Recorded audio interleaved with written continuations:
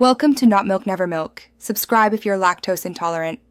You begin by confirming where your contact's live and signing into that same account on the new phone. This is essential. If contacts were on a SIM, locate it now and remove it safely. Once done, open Settings and sign into iCloud or Google, then enable Contacts Sync or Import. VCF.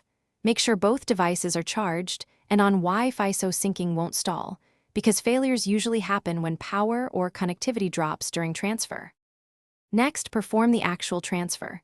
If using Account Sync, go to Settings, right arrow Accounts, select your account and toggle Contact Sync, then force a manual sync. If you exported a VCF, open the Contacts app and choose Import/Export, select the file and target account.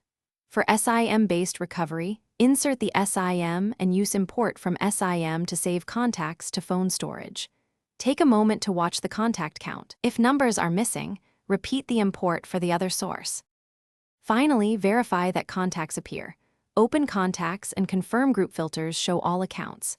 If entries are missing, make sure the backup source actually contains them and then re-export or resync. Sometimes clearing the Contacts app cache or data solves display issues. If sync still fails, sign out and back into the account, restart the phone, and try again.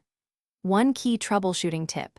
If nothing works, export contacts from the old device as a VCF and manually import that file into the new phone. Thanks for watching. If this was helpful, leave a like and consider subscribing. See you next time.